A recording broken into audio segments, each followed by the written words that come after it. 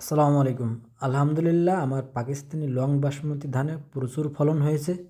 আলহামদুলিল্লাহ পাকিস্তানি বাসমতি যতটুকু আমি করেছি পুরোটাই ফুলে গেছে বললে ভুল হবে না। দেখতে পাচ্ছেন আমার ২ ধারেই কিন্তু হচ্ছে আপনার ২.৫ টন, তার মাঝেই এখানে পাকিস্তানি বাসমতি অল্প কিছু রোপণ করা।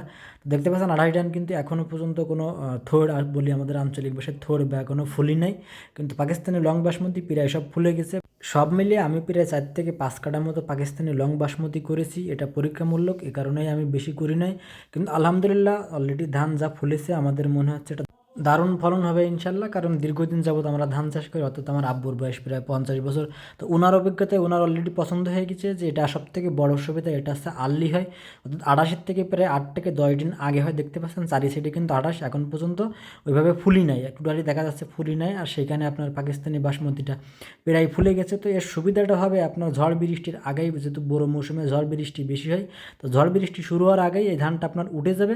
আর মজার ব্যাপার হচ্ছে আপনার স্বাভাবিক যে ধানগুলো ২৮ টান আমরা যে দামে বিক্রি করি তার ডবল দামে কিন্তু এই পাকিস্তানি লং বাসমতিটা বিক্রি হয়ে থাকে। অর্থাৎ এটা কিন্তু কাস্তি বা বিরিয়ানির জন্য ব্যবহার হয়ে থাকে এই ধানটা। পাকিস্তানি বাসমতি আমি চাষ করেছি এই নিয়েতে, যেহেতু আমি নিজেও কাস্তি অনেক পছন্দ করে থাকি। তো কাস্তির জন্য হিউজ একটা দাম নেই আপনার এই চাউলগুলো। তো সে সুবাদে আমি চেষ্টা করতেছিলাম যে আসলে আমাদের দেশে কেমন হবে, এই নিয়েতে আমার এই কালেকশনটা করা ছিল। এক কথায় এই চাউলটার বাজার বুঝেই আমি করেছি, তবে আমি এটা শিওর ছিলাম না আসলে ফলন কেমন হবে। আমার আব্বুর কৃষির অভিজ্ঞতায় ধারণা করতেছি এটা ২৮ টনের কাছাকাছি এর ফলন থাকবে। যদিও একটু কম হয়ে থাকে তাহলে দেখা যাচ্ছে ২৮ যদি আপনার বিঘা প্রতি ২৫ মন হয়ে থাকে, সেটা এখানে দেখা যাচ্ছে ২২ মন বা ২০ মন হবে।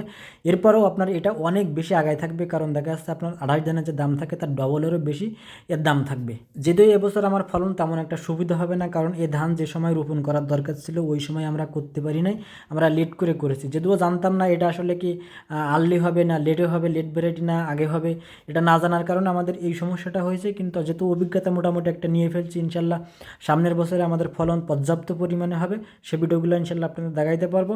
আপাতত এবছর হয়তো ২৮-এর কাছাকাছি থাকবে, কিন্তু এটা দারুণ একটা ফলন হবে যদি সঠিক সময় রোপণ করা যায়। অর্থাৎ আমরা এবছর যখন রোপণ করেছি তার থেকে ৮ থেকে ১০ দিন আগে যদি রোপণ করতাম তাহলে ইনশাল্লাহ এবছর দারুণ ফলন পেতাম। সব মিলিয়ে আলহামদুলিল্লাহ বেসিক একটা অভিজ্ঞতা পেয়েছি, যতটুকু দরকার চাষ করার জন্য সেটা পেয়ে গিয়েছি, অর্থাৎ বাণিজ্যিকভাবে করার জন্য যেটা দরকার সেটা আমি পেয়েছি। অলরেডি অনেকেই বীজের জন্য বুকিং দেওয়া শুরু করেছেন। ইনশাল্লাহ যতটুকু ধান আমাদের হবে পুরোটাই বীজ রাখবো, অর্থাৎ এত তাড়াহুড়ো করার কিছু নেই।